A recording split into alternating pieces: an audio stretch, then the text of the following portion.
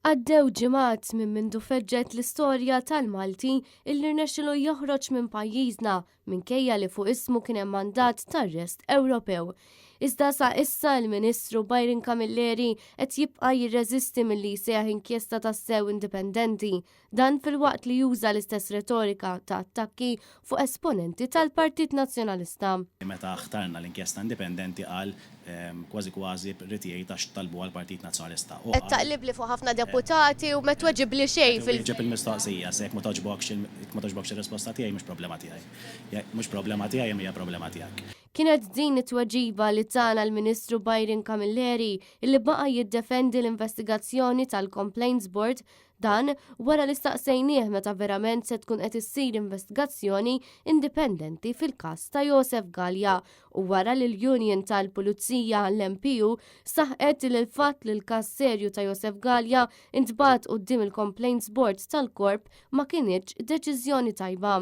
Il-Union tal-Pulizija kienet għamlita ċara li l-Bord m'għandux is-saħħa li jinvestiga b'mod sħiħ materji kriminali. Bil-Union titlob inkjesta li tkun indipendenti għaliex teżisti l-biża li dan il-proċess jaf jinbidel fi frejma fuq xi uffiċjal. L-erba filgħodu staqsejna wkoll il-Ministru tal-Intern dwar in-nuqqas uffiċjali fil-Korp tal-Pulizija, xi ħaġa li ilha tippersisti u li l-Police Officers Union iddiskrivita bħala waħda iddisprata għalkemm il-Ministru ma ta' ebda soluzzjoni dwar kif se jkun qed jindirizza din il-problema.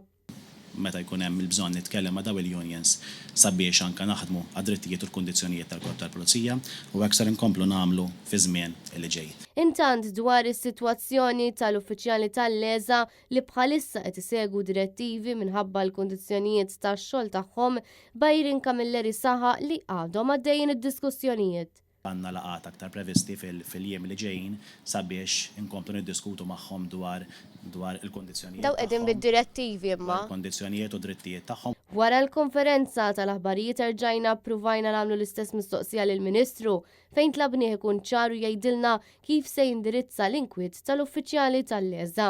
Ma' kull ħaddiem li jaqa' taħt il-Ministeru tal-Intern impoġġu bil-qiegħda, ninnegozjaw magħhom u ntuhom id-drittijiet u l-kondizzjonijiet. Naħseb kieku jafu bid-differenza ma kinux joħorġu bid-direttivi jiena. Kontu tal-ftehim. Naħseb li d-differenza hija ċara. Xerona De Bono, Net News.